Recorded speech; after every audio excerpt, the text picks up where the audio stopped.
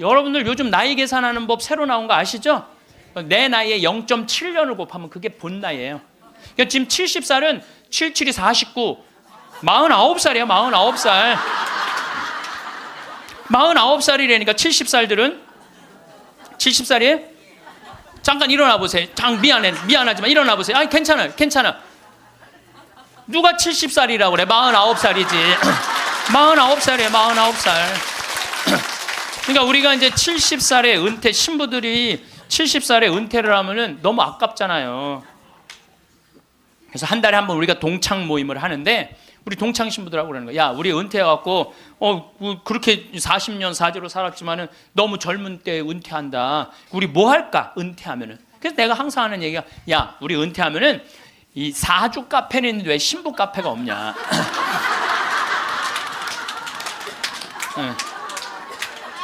우리 신부 카페 하자. 신부 카페. 아니 요즘 사람들 마음 답답하면 사주 카페 가고 전보 커피 마시면서 전보잖아요.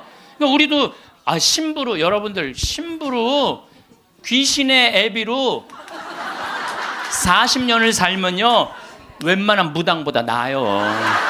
귀신의 애비로 40년 정도 살면 웬만한 무당보다 낫다니까요. 네, 지금 70살 원로 신부님들 딱 여러분들 보면요, 여러분 인생이 딱 보여요. 얼굴이 뭐냐면 얼이 들어왔다 나갔다는 굴이야. 얼이 들어왔다는. 그래서 우리 얼굴 안에 7,000개 인생이 있다는 거예요. 여러분들 얼굴 안에 딱 보면 남편이 바람 피고 있구나, 이게 금방 나온다니까. 웬만한 점쟁이 무당보다 낫다니까요.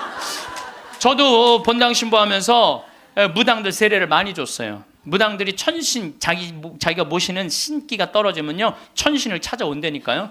그래서 내가 뭐 북도 태우고 막 이거 신물도 많이 태워주고 세례도 주고, 또 어떤 무당은 유방암이 걸렸는데 60한 7, 8쯤 됐는데 평생 이제 점을 봐준 거죠. 근데 이제 나한테 온 거예요. 이제 삶을 정리하고 하느님한테 귀의하고 싶다고. 살아온 얘기 다 들어주고, 그리고 이제 마지막에 이제 죽을 때 또 신부님 성가 소리 듣고 죽고 싶다고. 근데 쫓아가갖고 또 보니까 막 기다리고 있더라고요. 그래서 성모님 성가 듣고 싶다. 그래서 내가 막 성가 불러주는데 그렇게 해서 돌아가셨어. 그러니까 내 품에 죽은 무당도 있다니까. 내 품에 죽은. 내가 웬만한 무당보다 낫지. 웬만한 무당보다 나은 거예요. 그러면 우리가 카페 차려놓고 여러분들 본당 신부님들 면담하려고 그러면 얼마나 힘들어. 본당 신부님 바쁘고 우리 은퇴하면 시간도 많은데. 그래서 우리 잘생긴 시모니 신부가 있어요. 오늘 오후에 만날 건데, 시모니 신부 그 커피 바리스타 자격증도 있고 잘생기고 자격증이니까 시모니 신부는 커피 바리스타 하고, 그리고 나보다 7살 많은 베네딕토 신부라는데 얼굴이 못생겼어요. 형은 그 정신없이 왔다 갔다 하지 말고 주방에서 나오지 말고 거기서 나오지 말고 음식하고 음식. 그 다음에 뭐 담배만 피우고 뭐 아무것도 안 하는 우리 마티아 신부, 너는 청소하고. 난 이제 이게 되니까 앉아서 내가 장소도 다 봐뒀어요. 장소는 어디로 했냐면은 남한산성 성지가 있는데, 남한산성 성지가 새로 성당을 줘서 갔어요. 옛날 구성당이 아주 그 창호주로 잘 져놨어. 그래갖고 그 성당 터 달라고 그랬어. 여러분들 남한산성 그 근처에 또 점 보는 데도 많아요 보면. 그래갖고 이제 거기는 이제 신부 카페. 우리는 은퇴해서도 할 일이 있는 거야. 그러니까 나는 이제 뭐 대학 하라고 이제 기부금도 40억 받았으니까 나는 200살까지 살아도 일이 있어요. 200살까지. 근데 여러분들은 무슨 계획이 있느냐?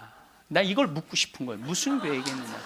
지금 60살 되신 분들은 100살까지 살아요. 100살. 50살 되신 분들은 110살까지 살아. 110살. 40 되신 분들은 120살까지 살아. 120살. 제가 20년 전에 강의하러 다니면서 여러분들은 이제 100세 시대가 옵니다.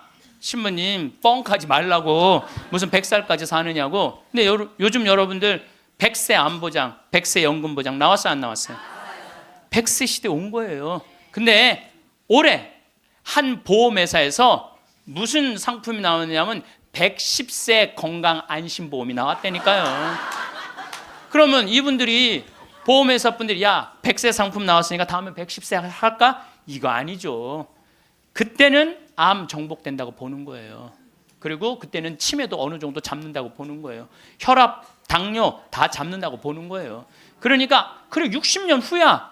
60년 후인데 여러분들 1년에 0.5년이 늘어나요. 1년에 0.5년 평균. 그러니까 지금 86세가 가장 많이 죽는 나이래요. 86세가. 근데 2020년에는 몇 세에 가장 많이 죽느냐면 90세에 가장 많이 죽는데 2020년. 그럼 2020년이면 몇 년 후에? 6년 후야. 6년 후. 그럼 여기 60살 되신 분들 66살 되면은 90세가 가장 많이 죽는다 그러면 그분들 몇 살까지 살 것 같아요? 100살은 그냥 가는 거 60세들은. 50세들은 110살 가는다니까. 아직 산 것도 아니라니까 여러분들. 40살들은 20년 더 살고 60년을 더 살아요. 60년. 그런데 며칠 전에 소련 러시아에서 먹으면 120살까지 사는 알약을 개발했대요. 미토콘트리아라고 우리가 이렇게 장도 늙어가고 늙어가면서 노화가 진행인데 그걸 먹으면 그 노화 진행 속도를 그렇게 늦출 수가 있다는 거야. 10년 후부터 시판한다는 거야. 120살까지 사는 일이 벌어지는 거야. 120살. 그러면 이거 어떻게 되는 거야, 이거? 이거 보통 심각한 문제가 아니라니까 여러분들. 지금 웃을 일이 아니에요, 지금. 웃을 일이 아니에요. 예, 심각한 거예요. 3년 전에 우리나라가 100살 이상이 1700명 선에서 왔다 갔다 했어. 3년 전에. 여자가 1600명, 남자가 100명. 3년 전에 100살 이상이. 예. 그런데 올해 내가 통계청, 인구 통계청에 들어서 자료를 뽑아보니까 올해는 100살 이상이 몇 명이냐면 14,000명이에요. 14,000명. 3년 만에 100살 이상이 10배가 늘어난 거예요. 10배가. 10배가 늘어났어요. 90에서 100살까지는 몇 명이냐면 13만 4천 명. 80에서 90살까지 몇 명이냐면 97만 명. 그 다음에 60에서 70살까지는 270만 명. 그래서 65세 이상이 몇 명이냐면 정확하게 49만 명인데 650만 명이에요. 650만. 65세 이상이 650만 명. 초등학교 애들이 270만 명. 270만 명. 그러니까 초등학교 애 하나에 할머니 셋이에요. 지금 그런 세상이 됐다니까요. 우리는 어렸을 때 길에 나가보면요 애들이 바글바글했어요. 구슬치기, 딱지치기, 담방구, 자치기. 낮에만 그렇게 돌아다녀서 밤에 깡통 돌리기 해보면 온 놈들이 다 깡통 돌리고 다녔어요. 근데 요즘 길에 나가면 애들 하나도 없어요. 어딜 돌아다니는지. 누구만 돌아다니? 할머니, 할아버지들만. 할머니가 길에 꽉 찼어. 또 할머니들이 어서 유모차 주사 유모차를 밀고 온 세상을 다 다녀. 유모차를 밀고 온 세상을 다 다녀. 유모차를 밀고 무슨 뭐 놀이터, 슈퍼마켓. 그래서 여러분들 무슨 현상이 있느냐면요. 무슨 현상이 있느냐면은 그 노인정 앞에 가보세요. 유모차가 10대씩 끝나고 나면 밀고 다 집에 가고. 이거 어떻게 할 거예요?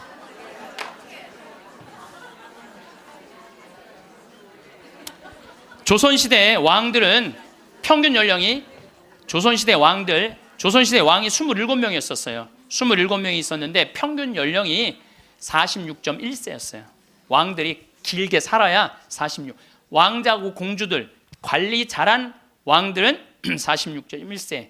관리 잘하는 거 왕자도 큰 왕자들 있잖아요. 왕 못된 왕자들. 그거 평균 나이라면 36세야. 평민들은 조선시대 35세. 평균 나이 35세. 그때는요 아무 문제가 없었어요. 그때는 35세. 그러니까 20살에 결혼을 해갖고 35세 주고 40이나 그러면요 이땐 갈등도 하나도 없어. 20살에 결혼해갖고 3년 애 하나씩 낳으면은 한 7나타가 죽는 거야. 7명 나타가 죽는 거예요. 그렇죠? 네. 삶의 계획이 뭐가 필요해? 그리고 마지막 막내는 놔놓고 누구한테 맡기느냐면 장남한테 맡기고 죽는 거예요. 네, 장남한테 맡기고 죽는 거예요. 네, 계획 세울 필요가 없어요. 근데 지금은 안 죽어. 이게 보통 심각한 문제가 아니에요. 이게 안 죽는 바람에 모든 문제가 다 생기는 거야. 안 죽는 바람에. 여러분 요즘 연금 얘기 참 많이 나오죠? 연금 공무원들이 20년 의무로 내면은 그 다음부터는 받아 먹을 수 있는 거예요. 그럼 20년 냈으면은 20년만 받아 먹어야지. 120살까지는 몇 년 받아 먹을 것 같아요? 60년 받아 먹는 60년. 여러분들 나라 망할 것 같아요? 안 망할 것 같아요? 망하게 돼 있어요. 이거는 불보듯 뻔한 거예요. 뭐 그리스, 스페인 그래서 망한 거예요. 그래갖고 좀 나라 이제 자식들을 위해서 좀 후손들을 위해서 연금 좀 깎자고 지금 국회에서 정부에서 그러는 거 아니에요? 계산 뻔히 나오니까 그 연금 깎자고 그랬더니 깎으려는 연금은 안 깎고 머리 깎고 안 된다고 그냥.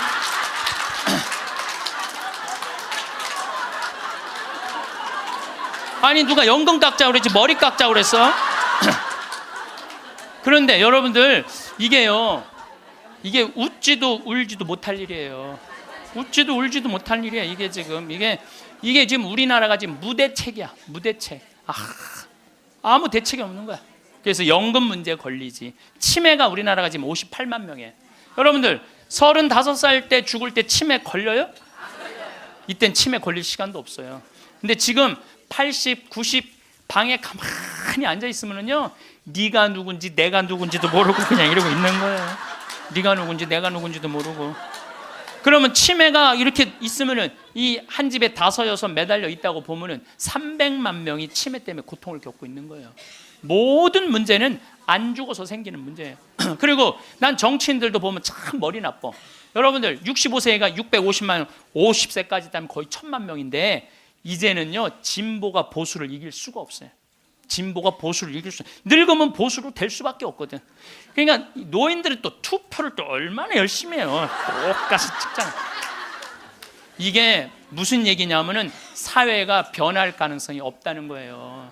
젊은 사람이 많이 나와야지 사회가 변하고 발전하는데 나이를 먹어가는 사람이 그 사회의 주축을 이루고 있잖아요. 그렇다고 죽으라고 그럴 수도 없고 살라고 그럴 수도 없고. 그러니까 결국은 누가 변해야 되냐면은 여러분들이 변해야 되는 거예요. 내가 삶을 어떻게 살아갈 것이냐, 이거 보통 생각해야 되는 거 아니에요. 그냥 진짜 웃을 일이 아니라니까요. 지금 여러분들 웃을 일이 아니에요. 그런데 우리나라가 65세 이상 노인들이 OECD 국가 중에 가장 가난해. 가장 가난해. 근데 여러분들 왜 가난한 줄 알아요? 국가가 잘못해서 가난했을 것 같아요? 천만의 말씀. 우리나라가 프랑스보다 교육비를 몇 배를 더 쓰냐면 9배를 더 써요. 프랑스보다 9배 더 써요. 미국보다 교육비를 몇 배 쓰냐면 3배를 더 써. 3배를. 근데 여러분들 생각을 해봐요. 우리가 프랑스보다 지금 뭐 비슷비슷하게 살지만 조금 떨어져. 미국은 우리 한 2배 정도 잘 살아. 근데 그 2배 정도 잘 사는 나라보다 3배를 교육비를 더 쓰는 거야. 그래서 남자아이 대학 결혼까지 들어가는데 여러분들이 3억 6천이에요. 처음부터 태어나갖고 걔한테 쏟아 넣는 돈이 3억 6천이야. 여자는 3억 4천이 들어가요. 그럼 남자 여자 아들 딸 둘 나갖고 결혼까지 시켰으면 여러분들 얼마 쓰면 7억을 쓴 거야. 7억을. 셋 낳았으면 10억을 쓴 거야. 10억. 그러니까 애를 낳아요. 그래서 애도 안 낳는 거예요.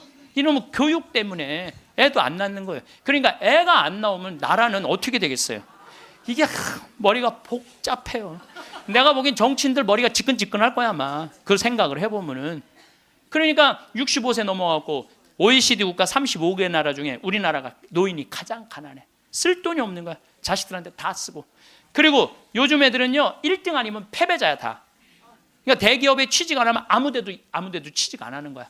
그리고 대기업 안 갈 바야 200만 원 받고 일 안 한다 이거야. 그러니까 집에서 논다는 거야. 그럼 노는 놈 누가 책임져야 돼? 부모가 아니 어제도 저녁 먹으면서 들은 얘기인데 엄마 아빠가 다 교직이래. 그래서 연금이 700만 원 정도 나온대요.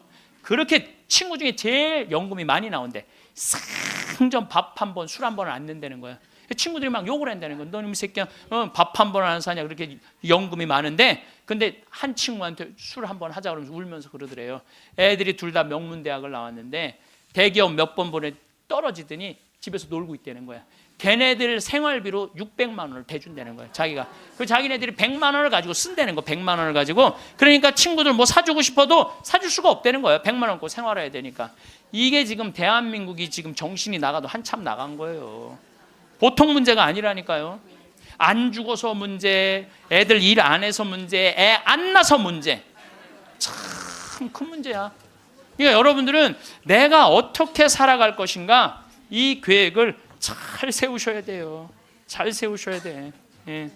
또 이 나이를 먹어갖고 어떤 문제가 있느냐면은 70세 드신 분들 이 경제적인 문제가 지금 가장 심각한 문제고 또 하나는 무기력증에 빠져요. 사는 게 재미가 하나도 없어.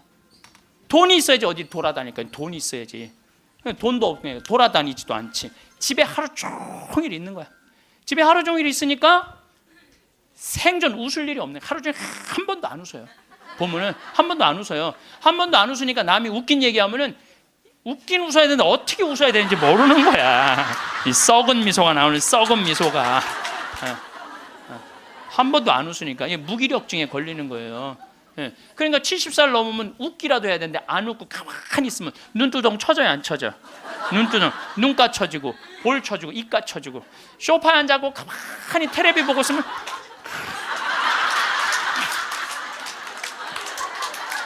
소파에 앉아고 텔레비만 째려보고 있는 거야. 아니 텔레비가 뭘 잘못했다고? KBS 한번 째려보고 MBC 한번 째려보고 SBS 한번 째려보고 평화방송 한번 평화방송 볼 때 더 째려봐. 저 무슨 얘기하는 건가? 뭐 애들 다 떠나고 여러분들 애들 다 떠나고 남편하고 있으면 뭐 깨가 쏟아질 것 같아요? 깨 안 쏟아져요. 신혼 때나 깨가 쏟아지는 거지. 소파 앉아 이렇게 있는데 남편이 지나가면은 투명 인간이 지나가나 보다.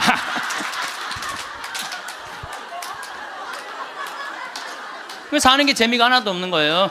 그 어떤 신부님하고 수녀님이 눈보라를 맞아갖고 산을 가는데 헤매다가 이제 오두막집을 발견한 거예요. 발견했는데 다행히 침대가 하나 있고 그 다음에 침낭이 있는 거야. 담요는 이제 바닥 옆에 있고 그래서 신부님이 수녀님 침대가 하나밖에 없으니까 나는 남자니까 수녀님은 침대에서 주무시고 나는 침낭에서 자겠다고. 그래갖고 이제 이렇게 이제 겨우 이제 그 어른 몸을 녹이고 신부님이 침낭에 이렇게 자꾸로 올리고 잘라 그러는데 수녀님이 신부님 저 너무 추워요 그러는 거예요. 그래갖고 신부님 어떻게 해? 그 자꾸를 열고 다시 나가갖고 담요를 하나 이제 갔다가 이제 수녀님 덮어줬어. 수녀님 이제 따뜻할 거라고. 그래갖고 이제 다시 이제 들어와갖고 이제 침낭을 딱 이렇게 해갖고 좀 잠을 막 들어갈 때 수녀님이 신부님 저 정말 추워요 그러는 거예요. 짜증이 나는데 어떻게 해? 남자인데. 그래갖고 다시 이걸 열고 다시 담요를 하나 수녀님 덮. 수녀님 진짜 이제 따뜻할 거라고. 그래갖고 이제 겨우 잠을 일어나. 신부님 저 정말 추워요 그러는 거예요. 신부님이 딱 일어나서 수녀님 사실은 여기 우리 둘밖에 없다. 아무도 우리 둘이 있는 거 모른다. 그러니까 수녀님 우리 부부처럼 오늘 밤을 좀 지내자. 그랬더니 수녀님 아우 좋아요 그랬어요. 수녀님이 아우 좋아요. 아유 좋아요. 그래서 그럼 부부처럼 하는데 내가 지금부터 말을 좀 하겠다. 수녀님, 그 수녀님 말을 내가 빼겠다. 당신 자꾸 짜증나게 할 거야? 그 빌어먹을 담요 당신이 갖다 덮어. 나 잠 좀 자게 나도 좀. 여러분들 부부가 이게 다정하게 이렇게 살다가 늙으면 좋은데 서로 맨날 짜증이 나느니 뭐 지겹대느니 이런 소리 하면은요 늙어서 한 집에 살아도요 있으나 많아요. 있으나 많아야. 하루 종일 혼자 텔레비.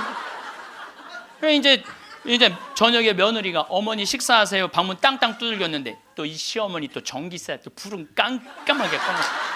째려보던 눈빛 그대로 파란 텔레비 불빛에 밥 먹으라고 이렇게 째려보면요 며느리가 심장이 땅땅 떨어지는 거예요.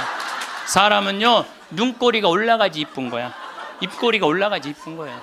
그래서 젊은 사람이 웃을 때 시원한 게 눈꼬리가 올라가고 입꼬리가 올라가서 시원한 거예요. 내가 이렇게 젊은 사람은 눈에 확 띄어요. 눈꼬리 쫙 올라가고 입꼬리 올라가서. 또 나한테 강의 들어오면 그냥 와. 신부님한테 온다고 연필로 막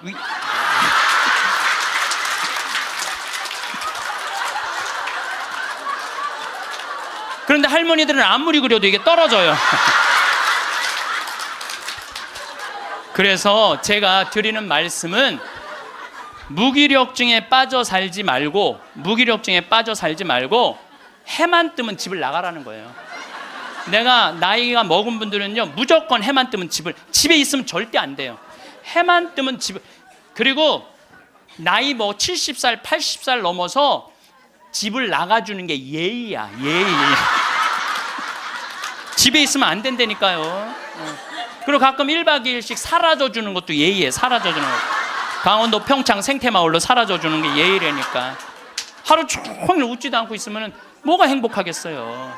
그러니까 할머니들 오늘 65세가 넘어갔고 나는 해 뜨자마자 나왔다, 여기 나왔다. 한번 손 들어보세요.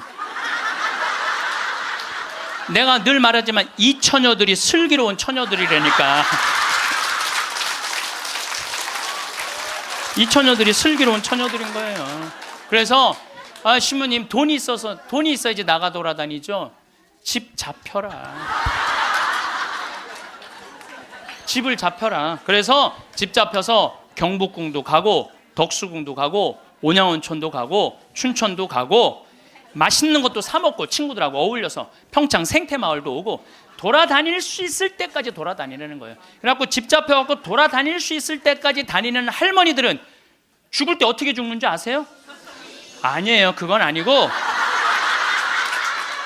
씩 웃고 죽는 것도 죽는 거지만은 돌아다닐 수 있을 때까지 돌아다니는 할머니들은 죽을 때 어떻게 죽느냐면 지쳐서 죽어. 지쳐서.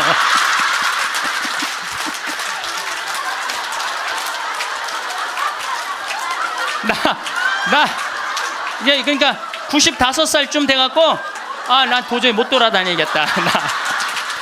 나 힘들어서 도저히 나 이제 가야 되겠다. 그러면서 씩 웃으면서 죽는 거. 지쳐서. 근데 어떤 사람들이 사람을 미치게 만드느냐 하면 돈 쓰는 거 무서워갖고 뒷방에 가만히 앉아있는 거예요. 뒷방에 가만히 앉아있으면은 여러분들 그 다음에 허벅지에 근육이 풀려요. 허벅지에 근육이 풀리면 그 다음에 하는 일은 누워서 똥 싸는 거예요. 똥 싸는 거예요. 그 다음에 그 집에 할머니가 똥을 싸기 시작하면 그 집은 기쁨은 다 사라지는 거예요. 냄새가 얼마나 기분 나쁘게 하겠어요. 본인도 괴롭지만 그걸 옆에서 지켜보는 사람들. 그러니까 여러분들 자식을 위하는 거는요, 자식 걱정하는 게 아니에요. 자식을 위하는 건 내가 마지막까지 죽기 직전까지 내 발로 화장실 가주는 게 정말 자식을 위하는 거예요. 그러니까 마지막까지 화장실을 가주기 위해서는 뭐 해야 돼? 운동해야 된다. 운동. 제가 말씀드리는 거. 운동. 네, 운동. 여러분들 2살 때 자랑스러운 게 뭔지 알아요? 똥오줌 가르는 거예요. 2살 때 자랑스러운 건 똥오줌 가르는 거예요. 3살 때 자랑스러운 건 뭐냐면 이가 나는 게 자랑스러운 거예요. 그렇죠? 12살 때 자랑스러운 건 뭐냐면 또래 친구가 있는 게 자랑스러운 거예요. 그때 엄마 아빠 필요 없어. 또래 애들이랑 막 뛰어놀고 다녀. 18살 때 자랑스러운 건 운전을 할 줄 아는 게 자랑스러운 거예요. 20살 때 20대 때 자랑스러운 건 애인이 있는 게 자랑스러운 거예요. 애인이 있는 게 35살 때 자랑스러운 건 돈을 버는 게 자랑스러운 거예요. 50살 때 자랑스러운 건 뭐가 자랑스러운? 돈이 많은 게 자랑스러워요. 60살 때 자랑스러운 건 뭐가 자랑스러운 줄 알아? 애인이 있는 게 자랑스러워. 그때도 애인이 있어. 자랑스러운 거예요. 70세 때 자랑스러운 건 뭔지? 운전을 할 줄 아는 게 자랑스러워. 75살에 자랑스러운 건 같이 여행 다닐 친구가 있는 거, 같이 밥 먹을 수 있는 친구가 있는 게 자랑스러워요. 80세 때 자랑스러운 건 뭔지 아세요? 이가 남아있는 게 자랑스러워. 이가 남아있는 게. 85세 자랑스러운 게 뭔지 알아요? 똥오줌을 가릴 줄 아는 게 자랑스러운 거예요. 85이 돼서도 내가 똥오줌을 가릴 수 있다. 그건 자식들한테 최고의 선물이에요. 그래서 뭐를 하라? 운동을 해라. 제가 작년에 아프리카 잠비아 무프리나라는 지역을 다녀왔습니다. 이곳은 인구가 15,000명인데 에이즈 환자가 1,600명이에요. 그래서 수녀님들이, 그것도 우리나라 수녀님들이 이 에이즈 걸린 아이들이에요. 뭐 나이 먹은 사람은 이미 죽었고 에이즈 걸린 아이들 이렇게 약도 대주고 영양제도 대주고 그럽니다. 그래서 제가 작년에 가서 우리 의사 선생님들, 또 이 사람들이 이가 아파도 이를 못 빼요. 그래서 이제 치과 의사 선생님들 모시고 가서 에이즈 환자는 이게 이 빼는 게 굉장히 위험해요. 막 이렇게 이 날카로운 뭐 치과 도구가 이렇게 찔리면 안 되는데 작년에도 그런 위험이 있었는데 올해 간 선생님이 저 수원에서 치과하는 우리 열심한 교우 선생님이 해다 찔렸어요. 그 에이즈 이 피가 그렇게 찔린 거죠. 그래서 어쨌든 이제 뭐 의사 선생님들 모시고 와갖고 이도 빼주고 에이즈 아이들 영양제도 좀 대주고. 그러니까 엄마가 또 빨리 죽으니까 애들 그 고아 아이들이 많은 거야. 근데 얘네들도 에이즈에 걸려갖고 나오는 거예요. 근데 얘네들이 5kg가 넘어야지 약을 먹는데 5kg가 안 돼. 3kg밖에 안 되는 거예요. 그래서 분유를 먹이면요 일주일 만에 얘네들이 5kg가 돼요. 그리고 그 금방 쑥쑥 몸무게가 늘어요. 그래서 거기 보육시설에 가서 분유도 좀 이제 대주고, 그리고 돈이 없으니까 학교를 못 다니는, 초등학교를 못 다니는 아이들이 한 700명 정도 되는 거예요. 수녀님들이 그 아이들을 모아다가 공부를 가르치는데 돈이 없으니까 책 12권을 가지고 한 명이 공부를 하는 거야. 그래서 필요한 게 뭐냐니까 책을 사달래. 그래갖고 가갖고 2명이 한 권을 볼 수 있도록 해줬어요. 근데 내가 간 결정적인 이유는 나는 생태마을을 꾸미니까 거기에 자카란다 농장이 있어요. 근데 농장이 80만 평이야. 80만 평. 80만 평인데 수녀님이 2만 평밖에 농사를 안 짓고 있는 거예요. 그래서 내가 수녀님한테 물어봤어요. 수녀님, 이거 농사 다 지면은 보육시설, 병원, 그 다음에 학교 다 운영할 수 있을 텐데 왜 2만 평밖에 못 꾸미고 있느냐? 그랬더니 신부님, 우리는 맨손으로 농사 짓는다는 거예요. 포크레인도 없고 트랙터도 없고 경운기도 없어서. 여러분들 맨손으로 농사 지면요 한 사람이 1000평 이상 못 져요. 얼마나 농사가 힘든데요. 내가 생태학교 운영했을 때 학생들 입학을 많이 해요. 막 20명, 30명. 내가 물어봐요. 생태학교에 왜 입학했습니까? 제가 이제 은퇴를 해서 예전에 땅을 한 4,000평 사둔 게 있는데 그거 이제 농사 지으려고 농사 배우러 들어왔습니다. 그럼 한번 해봅시다. 그래갖고 이제 3월 한 달 동안 모종 내고 거름 뿌리고 막 해요. 한 달 지나고 나서 내가 다시 상담을 해요. 어떻게 농사 이제 한 4,000평 질만 하십니까? 그러니까 해보니까 이게 쉽지 않으네요. 한 1,000평 정도 할 수 있을 것 같아요. 그래요. 3월, 4월, 5월, 더운 이제 6월 이제 지나고 나서 학생들 여름방학 할 때 제가 물어봐요. 이제 한 몇 평이나 농사 질 수 있을 것 같으냐고. 그러니까 이분들이 하는 얘기가 한 10평 질 수 있을 것 같아요. 10평. 맨손으로 농사 짓는 게 진짜 힘들어요. 근데 수녀님이 거기서 맨손으로 농사를 짓고 있는 거야. 그러니 포크레인도 없고 트랙터도 없고 경운기도 없다는 거야. 수녀님 얼마면 되겠냐가 2억이면 되겠대. 걱정하지 말아라. 내가 한국에 가서 2억 만들어서 보내주겠다. 내가 또 뻥이 또 엄청나게 세요. 내가 신학교 다닐 때 내 뻥이, 저 별명이 뭐냐면 황뻥이었어. 황뻥. 일단 뻥을 쳐놓고 한국에 돌아와갖고 내가 강의 때 몇 번 얘기했어요. 평화방송에도 나가고 내가 여러분들 아프리카에 정말로 멋있는 일을 하고 싶은데 1,000만 원씩 20명만 도와주면 좋겠다. 여러분들 재산 5억 중에 10분의 1, 5천만 원은 내 거 아니라고 생각해야 된다. 그거는 어려운 이웃 도와주라고 하느님이 축복 준 거다. 나는 5천만 원까지 필요 없다. 그저 1,000만 원씩 20명만 난 도와주면 좋겠다 라고 얘기를 했는데 절에 다니는 분들, 교회 다니는 분들, 성당, 종파 초월이야. 뭐 성당 다니는 분들, 아무 데도 안 다니는 분들, 이런 분들이 돈을 보내주는데요 3개월 만에 2억이 들어온 거예요. 난 너무너무 감사해요. 네. 그분들이 정말 큰 마음 먹고 평생 모은 거 내신 분들도 많더라고요.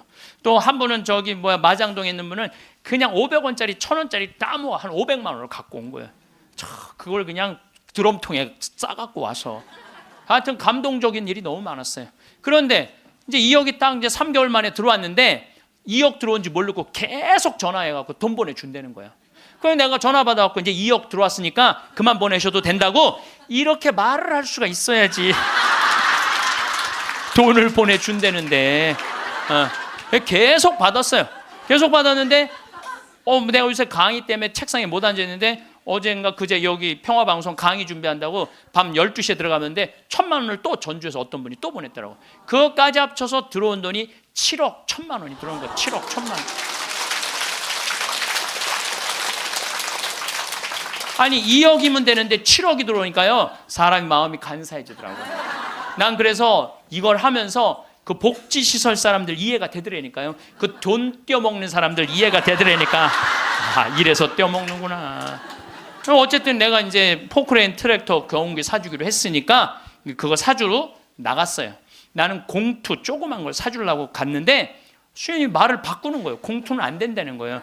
A10을 사다는 큰 거. 왜냐하면 여기 개미산이 한 2,000개 있어요. 농장 안에. 개미산이 있으니까 농사를 못 짓는 거예요. 개미산 때문에 가려서 2,000개나 되는데 얘네들이 짐은 100년 동안 짓는 거야. 산 하나를. 100년 동안 지니까 얼마나 크겠어. 여기 이건 말도 안 돼. 이거 한 2층 정도 되는 큰 개미산을 져놓는 거예요. 그럼 거기다 농사를 지려면 이게 보통 하나에 100평 정도 차지하고 있거든요. 그 농사를 지려면 장정 둘이서 꽃갱이로 한 달을 뽀개야 그거 하나를 뽀개는 거야. 그 2,000개를 언제 뽀개? 그래서 포크레인을 사달라는 건데 공투를 사주면 바가지를 꼽으면은 그 개미산을 포크레인 못 이겨요.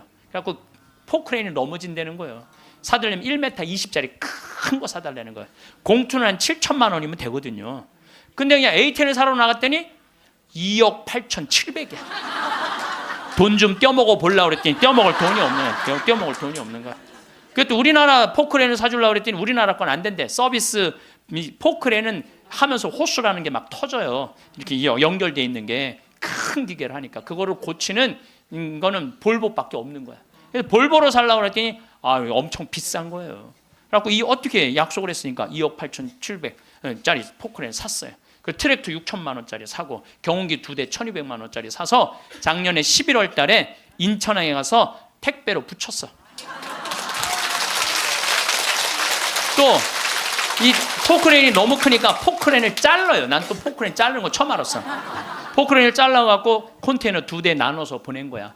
기술자를 보내갖고 붙이는 기술자도 보내고. 근데 여러분들 포크레인하고 트랙터만 보내면 걔네들 알아서 일해요? 기술자도 따라가야 되네. 작년 11월 달에 포크레인 트랙터 택배로 붙일 때 기술자 둘도 택배로 붙였어요. 그런데 이 기술자들 둘 한 달 월급 완전히 기계를 고칠 줄 아는 기술자를 찾아서 보내야 되니까 둘 한 달에 800만 원이에요. 그 1년 쓰면 1억 아니야. 돈이 팍팍 줄어드는 거야.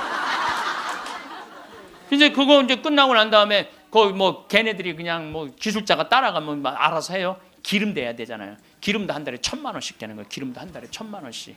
예, 기름도 한 달에 1,000만 원씩. 돈이 막 완전히 줄어드는 거야. 근데 수녀님이 내가 처음에는 빈말인 줄 알았대요. 2억 보내주겠다고. 근데 뭐 포크레인 보내지, 기술자 보내지, 기름값 보내지. 그러니까 수녀님이 자신감이 생겼나 봐.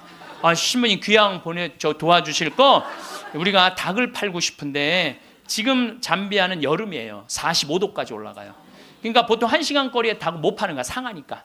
그러니까 신부님 냉동고를 보내주면은 닭을 팔 수 있을 것 같다는 거야. 얼마냐니까 2,200만 원이래. 뭐 2천이면 돈도 아니지만 1억씩 막 나가는데 걱정하지 말아라. 내가 보내주겠다. 내가 보내줬어요. 냉동고를 보내줬더니 수녀님이 너무 신난다는 거야. 왜 신나냐 그러니까 한 마리도 못 팔던 닭을 한 달에 1,200마리씩 판다는 거야. 1,200마리씩. 그런데 수녀님이 또 전화를 해서 신부님 문제가 생겼다는 거야. 무슨 문제가 생겼냐니까 닭을 너무 많이 팔다 보니까 닭장이 모자라는 닭장이. 닭장 줘달래. 닭장. 그래서 얼마면 되냐 그러니까 1억이면 된대. 좋다. 이제 들어온 돈이 다 나가게 생긴 거 이제. 좋다. 닭장 줘주겠다. 그래서 작년에 이제 벽돌 찍는 기계, 닭털 뽑는 기계 다 보내줘서. 그래갖고 이번 여름에 대학생들 20명을 데리고 가서 닭장을 줘주고 왔어요. 내가 이번에 우리 대학생들 20명을 데려와서 너무너무 놀랐어요. 왜냐하면 엄마들이 얘네들 문제 있어서 얘네들 고생시킨다고 보냈는데 걔네들이 가서 일하는 걸 보는데요. 너무 잘하는 거예요. 너무 즐겁게. 그러니까 걔네들은 다 내가 보니까 몸으로 살 놈들을 머리로 살라고 그러니까 걔네들이 힘든 몸으로 사냐 얼마나 너무너무. 그래서 얘네들이 닭장 다 지어주고 닦아놓은 땅이 10만 평이야. 10만 평. 야, 나는 이번에 정말 감동받았어요. 그리고 이제 아줌마 3명이 따라갔어요. 한 70명이 지원을 했어요. 20명 데려가야 되는데 뭐 70대, 60대, 50대, 40대, 20대만 싹 뽑고 나머지는 다 이제 제하고 60대 아줌마 3만 모시고 갔어요. 지원한 분들. 왜 모시고 갔겠어요? 밥 해주는 거. 밥 해주는 거. 근데 그 3분도 음식을 너무너무 맛있게 잘하더라고요. 하여튼 이번에 근데 이제 그것만 한다고 되는 게 아니잖아요. 그 닭장은 기술이 필요하거든요. 그래서 이제 우리 생태마을에 그 집을 져주는 신자도 아니야. 그냥 산적같이 수염 이렇게 막 이런 사람한테 그 김 사장한테 당신 내가 한 달 월급 줄 테니 아프리카에서 닭장 져주고 오는데 기술자가 필요하니까 가서 닭장지로 가자. 그랬더니 이분이 하는 말이 신부님 무슨 말을 그렇게 하느냐고. 나도 저 친구들도 저렇게 한 달 봉사로 가는데 나도 가서 돈 안 받고 자원으로 하겠다는 거야. 그러니까 예수님이 주님 주님 한다고 다 천국에 가는 게 아니다. 내 말을 실천하는 사람이라야 천국에 간다는 말. 나 그 김 사장을 보면서 그런 생각이 들더라고요. 가서 그러니까 이번 여름에 저도 이제 가서 싹 져주고 왔어요.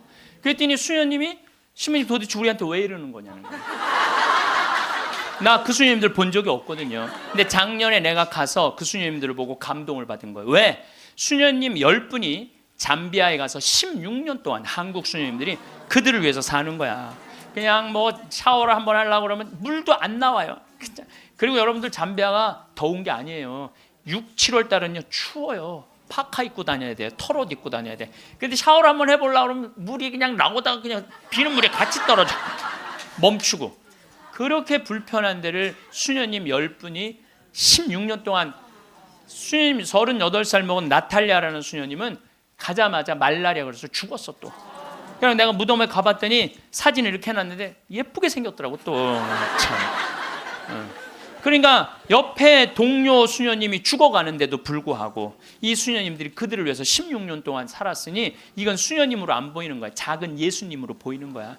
내가 이분들을 도와주지 않으면 나중에 큰 예수님한테 혼나겠다는 생각이 들더라고. 그래서 수녀님이, 신부님 우리한테 도대체 왜 이러느냐고 그러길래 내가 한마디 했어. 수녀님 무슨 말을 이렇게 섭섭하게 하느냐고.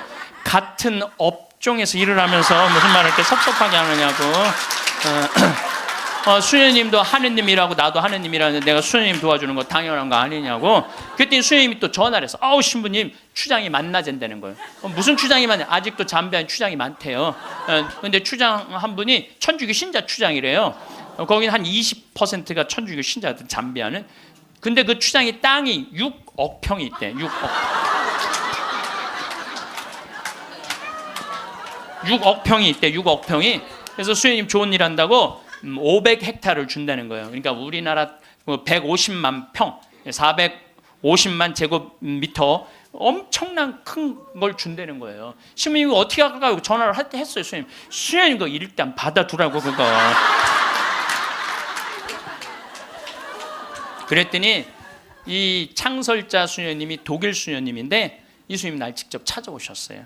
신부님, 다른 병원 운영하는 수녀님, 보육시설 운영하는 수녀님, 그 다음에 학교 운영하는 수녀님들은 일이 잘 진행이 되는 거예요. 근데 이 수녀님은 울고 다녔다는 거예요. 16년 동안. 땅이 한 면이 3.2km니까 어마어마하게 땅이 크더라고요. 80만 평이. 근데 이 넓은 거를 수녀님 무슨 재주로 해?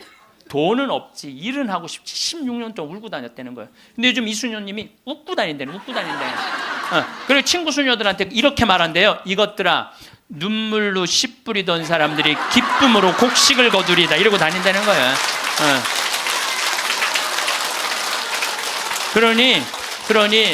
그러니 신부님, 이건 자기네들은 하기가 쉽지 않다는 거예요. 신부님은 나는 또 그쪽으로 공부도 했고, 그러니 신부님 귀향 시작을 했으니 완성을 좀 해달라고. 그러니까 난 또 80만 평 완성하려면은 70살까지 일이 기다리고 있는 거야. 난 아무리 살아도 아무 상관없어. 심심할 일이 없어. 심심할 일이. 이번 여름에는 이제 치과 의사 선생님들, 안과 의사 선생님을 모시고 왔는데 이제 좀 젊은 분들이 가는데 안과 의사 선생님 대학병원에 과장님을 모시고 간 거야. 수술 도구까지 다 갖고 내가 다 우리 후원하는 분들이 보내니까 치과 수술 도구, 안과 수술 도구 다 갖고 갔거든요. 근데 이 치과는 이제 작년에 갔으니까 환자들이 많은데 안과는 사람들이 줄은 잔뜩 섰는데 무서운 거야. 이게 수술하면 눈알을 빼는 건 줄 알고 눈알을 빼는 건지. 백내장 환자가 많은데 그래갖고 그냥 들어왔다 나갔다 하는 거야. 그냥 수녀님들이 강제로 막 끌고 가 해라고. 그래갖고 이제 이 백내장 수술을 해줬는데 보통 그 사람들은 병원에 와도 고맙다고 안 그런대요. 근데 이 백내장 수술한 사람 매일 병원에 와서 고맙다고 그래. 눈알 빼는 줄 알았더니 눈알이 너무 잘 보이는 거야.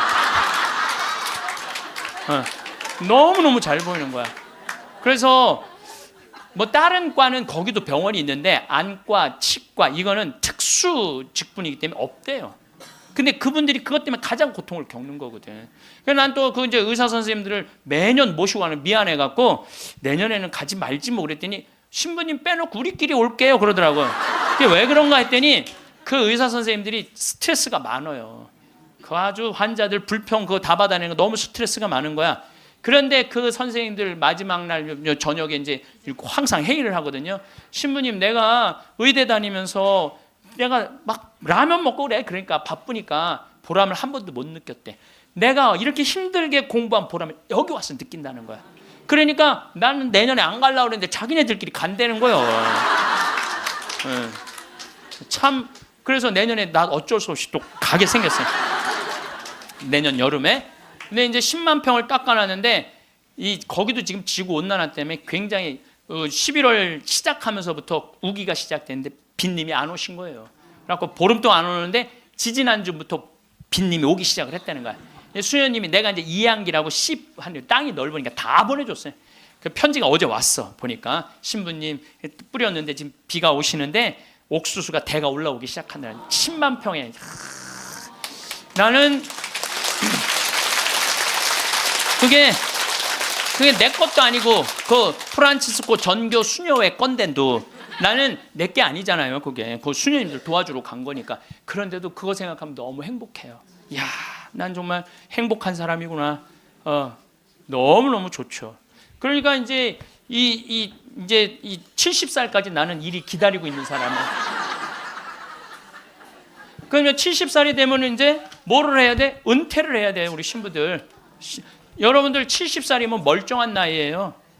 여러분들 시간은 소리 없이 흐르는 강물과 같습니다. 분주했던 삶의 한낮을 지나 이제는 저녁 노을이 부드럽게 세상을 감싸는 시간에 이르렀습니다. 문득 창밖을 보면 계절이 바뀌는 풍경이 새삼스레 눈에 들어옵니다. 어제와 같은 푸르름인 듯했지만 어느새 잎사귀 끝에 옅은 금빛 물이 들어 있습니다. 우리의 삶도 이와 같습니다. 매일이 비슷한 하루 같지만 시간의 흐름 속에서 우리는 쉼 없이 자신만의 빛깔을 더해왔습니다. 젊은 시절의 푸른 잎사귀는 이제 가을의 황금빛으로 익어가고 있습니다. 이 변화를 두려워할 필요는 없습니다. 가을 단풍이 봄꽃보다 덜 아름답지 않듯이 우리 삶의 가을 또한 그 나름의 숭고한 아름다움을 지니고 있기 때문입니다. 하루하루를 바쁘게 살다 보니 정작 자신의 내면을 돌아볼 시간이 없었습니다. 아침 일찍 일어나 가족을 챙기고 직장에서 하루 종일 일하고 저녁이면 또다시 가정의 일들을 돌보는 반복의 연속이었습니다. 그 시간들이 무의미했다는 것이 아닙니다. 오히려 그 모든 평범함 속에 진정한 삶의 의미가 숨어 있었습니다. 다만 이제는 그 의미를 천천히 되새겨볼 여유가 생긴 것입니다. 지나온 길을 돌아보면 수많은 갈림길과 오르막 그리고 때로는 예상치 못한 내리막이 있었습니다. 땀 흘리며 걸었던 길, 누군가의 손을 잡고 함께 건넜던 다리, 잠시 쉬어가며 바라보았던 아름다운 풍경들이 파노라마처럼 스쳐 지나갑니다. 그 모든 순간이 모여 지금의 나를 만들었습니다. 얼굴에 새겨진 옅은 선 하나, 손등에 맺힌 작은 점 하나에도 우리가 건너온 세월의 이야기가 담겨 있습니다. 젊은이들은 이를 노화의 흔적이라고 말할지 모르지만 우리는 압니다. 이것들이 바로 삶을 치열하게 살아낸 증거이자 사랑과 희생의 결정체라는 것을 말입니다. 첫 아이를 품에 안았을 때의 벅찬 감동, 가정을 이루고 보금자리를 마련했을 때의 뿌듯함, 어려운 시절을 가족과 함께 버텨낸 보람, 그리고 자식들이 하나둘 성장해 제 발로 세상을 걸어 나갈 때의 자부심과 아련함, 이 모든 순간들이 우리의 주름 하나하나에, 우리의 눈빛 하나하나에 고스란히 새겨져 있습니다. 우리가 젊었던 시절에는 지금과 같은 삶의 길이를 상상하기 어려웠습니다. 우리 부모님 세대가 걸었던 길과는 사뭇 다른 더 길고 넓은 길이 우리 앞에 펼쳐졌습니다. 예전에는 없던 새로운 땅을 탐험하는 첫 세대가 된 것과 같습니다. 의학의 발달과 생활 환경의 개선으로 우리에게는 이전 세대보다 훨씬 많은 시간이 주어졌습니다. 이 길고 넓은 시간은 분명한 축복이지만 때로는 낯선 풍경 앞에서 막막함을 느끼게도 합니다. 한평생 자식들을 위해, 가정을 위해 쉼없이 달려왔는데 이제는 무엇을 위해 발걸음을 옮겨야 할지 방향을 잃은 듯한 기분이 들기도 합니다. 이러한 막막함은 자연스러운 감정입니다. 마치 오랫동안 한 회사에서 일하다가 은퇴한 후 느끼는 공허감과 같습니다. 정년 퇴직 후 집에만 있으니 무료하고 그렇다고 어디서 무엇을 해야 할지 모르겠는 그런 마음 말입니다. 하지만 이는 끝이 아니라 새로운 시작을 위한 준비 과정입니다. 생각해 보십시오. 지금까지는 주로 다른 사람들을 위해 살아왔습니다. 부모로서, 배우자로서, 직장인으로서. 이제는 비로소 온전히 나 자신을 위해 살 수 있는 시간이 왔습니다. 이것이야말로 인생의 가장 큰 선물이 아닐까요? 어떤 분들은 이제 너무 늙었는데 무슨 새로운 시작이냐고 말씀하실지 모릅니다. 하지만 나이는 숫자에 불과합니다. 중요한 것은 마음의 나이입니다. 70세에 새로운 취미를 시작하는 것이 늦은 일일까요? 80세에 새로운 친구를 사귀는 것이 무의미한 일일까요? 절대 그렇지 않습니다. 모차르트는 15세의 젊은 나이에 세상을 떠났지만 우리에게는 그보다 2배, 3배 많은 시간이 주어졌습니다. 이 시간을 어떻게 사용하느냐는 전적으로 우리의 선택에 달려 있습니다. 주머니 속은 깃털처럼 가벼워지고 마음 한구석에는 찬 바람이 스며드는 듯한 날도 있습니다. 평생의 자랑이자 기쁨이었던 자식들에게 모든 것을 내어주고 나니 정작 자신의 곳간은 텅 비어 있는 것을 발견하기도 합니다. 이는 결코 누구의 탓도 아닙니다. 내리사랑이라는 세상 가장 귀한 마음의 자연스러운 결과일 뿐입니다. 자식들의 교육비, 결혼비용, 집 마련을 위해 평생 모은 돈을 아낌없이 내어주는 것이 우리나라 부모들의 아름다운 전통이기도 합니다. 다만 이제는 그 사랑의 방향을 자기 자신에게로 조금 돌려야 할 때가 왔다는 신호이기도 합니다. 자식들이 독립하고 나면 갑자기 집이 너무 넓고 조용하게 느껴집니다. 그동안 북적이던 식탁이 썰렁해지고 빨래 바구니도 한적해집니다. 이것이 바로 빈 둥지 증후군입니다. 새끼들이 모두 날아간 후 빈 둥지에 홀로 남은 어미새의 심정과 같다고 해서 붙여진 이름입니다. 하지만 생각을 바꿔보면 어떨까요? 빈 둥지는 슬픈 것이 아니라 오히려 성공적인 육아의 증거입니다. 새끼들이 스스로 날 수 있을 만큼 건강하게 키워냈다는 뜻이기 때문입니다. 그리고 이제 그 둥지를 새롭게 꾸밀 수 있는 자유가 생겼습니다. 경제적인 어려움이 닥쳤을 때는 어떻게 해야 할까요? 오후 준비가 부족해서 생활이 팍팍해졌을 때 자식들에게 손을 벌리기는 미안하고 그렇다고 혼자 감당하기에는 버거울 때 말입니다. 이럴 때일수록 주변을 둘러보십시오. 비슷한 처지의 이웃들과 서로 도우며 살아가는 방법을 찾을 수 있습니다. 혼자 사는 것이 외롭다면 같은 처지의 친구와 함께 살아보는 것도 좋은 방법입니다. 서로의 안부를 묻고 함께 식사를 하고 때로는 수다를 떨며 웃을 수 있는 동반자가 있다는 것만으로도 삶의 질은 크게 달라집니다. 정부나 지역사회에서 제공하는 다양한 복지 혜택들도 적극적으로 알아보고 활용하십시오. 이것은 구걸이 아닙니다. 평생 세금을 성실히 납부하며 사회 발전에 기여한 대가로 받는 당연한 권리입니다. 고요한 집에 홀로 앉아 창밖만 바라보는 시간이 길어질수록 우리의 마음속 시계는 점점 느리게 가게 됩니다. 웃음소리가 사라진 공간은 생각보다 더 넓고 공허하게 느껴집니다. 웅크린 몸은 더 굳어지고 마음의 빗장도 더 단단히 잠기게 됩니다. 하지만 기억해야 합니다. 삶은 문 안이 아니라 문 밖에 있다는 사실을 말입니다. 집은 휴식을 위한 공간이지 세상과 단절하기 위한 감옥이 아닙니다. 아주 작은 용기를 내어 현관문을 열고 나서는 그 한 걸음이 멈춰 있던 우리 삶의 시계를 다시 움직이게 하는 태엽이 될 수 있습니다. 집을 나선다는 것은 단순히 공간을 이동하는 행위가 아닙니다. 그것은 세상과 다시 관계를 맺고 살아있는 것들과 교감하며 나 자신이 여전히 이 세상의 소중한 일부임을 확인하는 의식과 같습니다. 햇살 좋은 날 공원의 벤치에 앉아 보십시오. 그저 가만히 앉아 오가는 사람들을 바라보는 것만으로도 좋습니다. 제잘거리며 뛰어가는 아이들의 모습에서 지나간 젊은 날을 추억하고 다정하게 손을 잡고 걷는 노부부의 모습에서 삶의 동반자가 주는 위안을 느낄 수 있습니다. 조깅하는 젊은이들의 건강한 모습을 보며 부러워할 필요는 없습니다. 대신 그들의 활기찬 에너지를 함께 나누며 자신도 저런 시절이 있었음을 자랑스럽게 생각하면 됩니다. 유모차를 끌고 산책하는 젊은 부모들을 보면 자신이 그랬던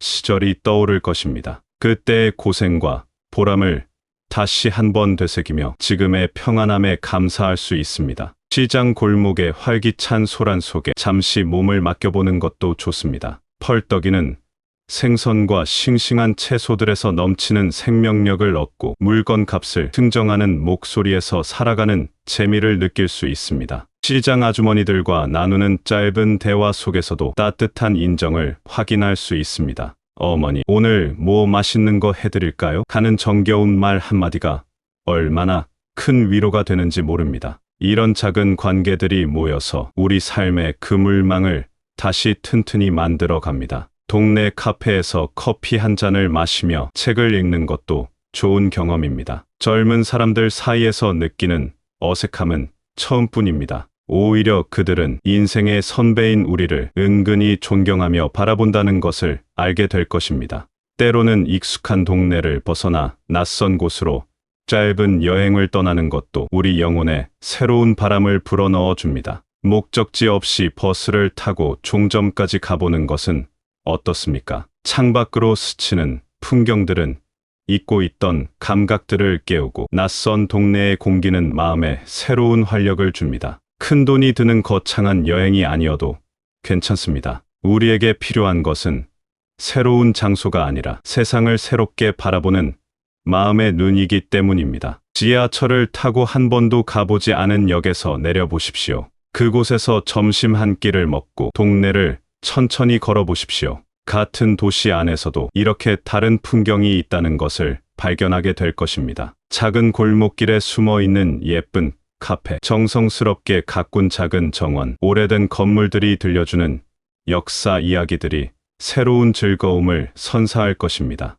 경제적 여유가 있다면 조금 더 멀리 떠나보는 것도 좋습니다. 젊은 시절 신혼여행으로 갔던 곳을 다시 찾아가 보거나 때때는 여건상 가보지 못했던 곳을 이제야 방문해보는 것도 의미 있는 경험이 될 것입니다. 여행에서 중요한 것은 사진을 많이 찍거나 기념품을 사는 것이 아닙니다. 새로운 환경에서 느끼는 설렘, 낯선 사람들과 나누는 인사, 다른 지역의 음식을 맛보며 느끼는 신선함이 진짜 여행의 선물입니다. 혼자 여행하는 것이 외롭다면 여행 동호회나 실버 여행 프로그램을 이용해 보십시오. 비슷한 연령대의 사람들과 함께하는 여행은 새로운 친구를 만날 수 있는 좋은 기회이기도 합니다. 여행지에서 만난 인연이 평생의 친구로 발전하는 경우도 많습니다. 국내 여행만으로도 충분하지만 용기가 있다면 해외여행에도 도전해 보십시오.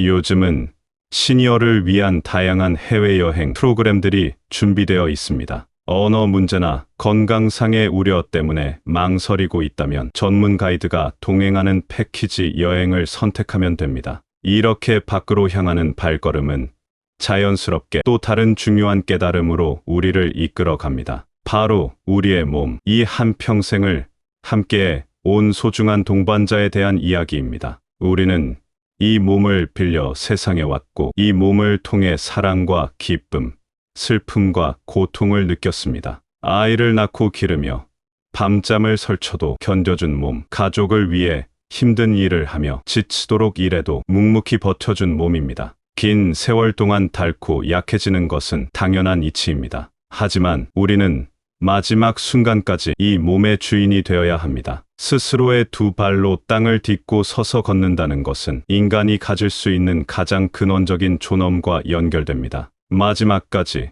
내 힘으로 화장실을 가고 내 손으로 밥을 떠먹을 수 있다는 것이 얼마나 큰 축복인지를 생각해야 합니다. 이를 위해 우리는 몸과 꾸준히 대화해야 합니다. 그 대화가 바로 운동입니다. 나이 들어서 무슨 운동이냐고 생각하실 필요 없습니다. 운동이라고 해서 반드시 헬스장에서 무거운 기구를 들어야 하는 것은 아닙니다. 매일 아침 잠에서 깨어나 굳어있는 몸을 부드럽게 풀어주는 것에서부터 시작할 수 있습니다. 천천히 동네를 한 바퀴 산책하며 잠든 근육을 깨우고 맑은 공기를 폐 깊숙이 들이마시는 것만으로도 충분합니다. 운동은 더 이상 건강을 위한 의무가 아니라 나 자신을 사랑하고 존중하는 가장 분명한 표현입니다. 집에서 할 수 있는 간단한 스트레칭도 좋습니다. 텔레비전을 보면서 목과 어깨를 돌려주고 손목과 발목을 천천히 풀어주는 것만으로도 몸의 순환이 좋아집니다. 라디오 체조나 요가 같은 부드러운 운동도 큰 도움이 됩니다. 게이트볼이나 그라운드 골프 같은 동네 어르신들과 함께 할 수 있는 운동도 추천합니다. 운동 효과뿐만 아니라 사회적 교류의 기회도 얻을 수 있어서 일석이조입니다. 수영장에서 물속을 천천히 걷는 아쿠아로빅도 관절에 무리를 주지 않으면서 전신 운동이 가능한 좋은 방법입니다. 두 발에 힘이 있고 걸을 수 있다는 것은 우리가 자식들에게 물려줄 수 있는 가장 큰 재산이기도 합니다. 금전적인 유산보다 더 값진 것은 부모가 마지막까지 건강하고 활기찬 모습으로 삶을 살아내는 모습을 보여주는 것입니다. 그것은 자식들의 마음에 있는 무거운 짐을 덜어주는 가장 큰 배려이자 사랑입니다. 오늘 창가에 스며드는 햇살을 가만히 느껴보십시오. 찻잔에서 피어오르는 따스한 김을 바라보십시오. 그 평범한 순간 속에 삶의 위로와 행복이 숨어 있습니다. 험난한 파도를 넘어 이제 잔잔한 항구에 다다른 당신의 배가 고요함 속에서 진정한 평안을 찾기를 바랍니다. 당신이 걸어온 모든 길에 그리고 앞으로 걸어갈 모든 길에 깊은 존경과 따뜻한 위로의 마음을 보냅니다.